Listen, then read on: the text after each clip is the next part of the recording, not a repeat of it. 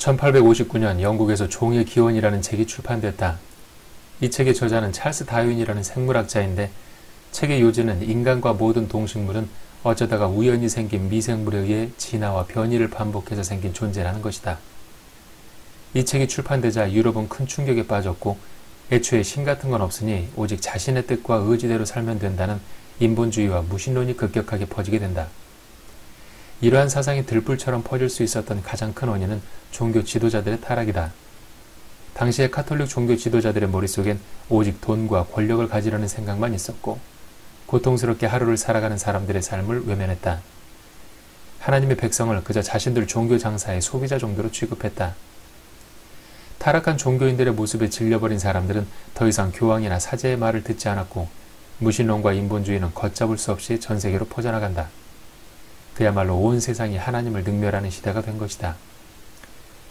그럼 이렇게 피조물이 창조주를 능멸하는 시대에 하나님께서는 어떤 행동을 취하실까? 그것은 바로 외면이다. 사람들은 하나님이 세상을 심판한다고 생각하지만 하나님은 더 이상 세상을 심판하지 않는다. 그저 외면할 뿐이다. 그럼 이렇게 하나님이 세상을 외면해버리는 시대에 어떤 일들이 일어날까? 종의 기원이라는 책이 발간되고 정확히 55년 후 세계 1차 대전이 발생한다. 세계 1차 대전은 1914년부터 1918년까지 4년간의 전쟁으로 약 1천만 명이 사망하고 약 2천만 명의 부상자가 발생한다. 대부분의 사상자가 남자들로 경제활동이 힘들어져 남겨진 가족은 가난에 허덕이게 된다. 그것이 전쟁 이후에 필연적으로 따라오는 후유증이다. 세계 1차 대전이 끝나고 1929년부터 전 세계는 경제 대공황에 빠져들게 된다. 만성적인 과잉 생산과 실업 문제가 한계치에 달해 1929년 10월 24일 뉴욕 증권거래소의 주가가 대폭락하고 실업률이 30%까지 치솟는다. 미국은 보호무역을 선언하며 수입을 차단하고 유럽도 이에 대응하여 무역 보복을 시작한다. 결국 전 세계는 대공황이라는 극심한 가난에 빠져들게 된다. 경제 대공황이 끝나가던 1939년 무렵 세계는 다시 전쟁의 소용돌이에 빠져드는데 독일이 2차 세계대전을 일으킨다.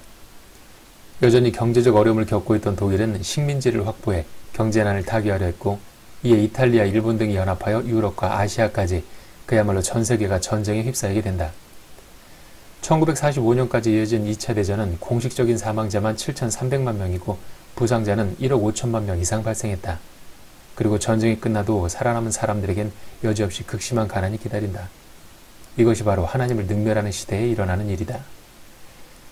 1900년 중반까지 혹독한 환경에서 고통을 경험한 인간은 자신들이 미약한 존재라는 걸 깨닫고 겸손히 신에게 의지하며 살았지만 20세기 후반부터 21세기 초반까지 세계는 전례 없는 풍요와 번영을 누리게 되고 평화로운 시대에 태어나 안락함에 젖어있는 이 세대는 자신들을 과대평가하며 또다시 하나님을 거침없이 능멸하고 있다.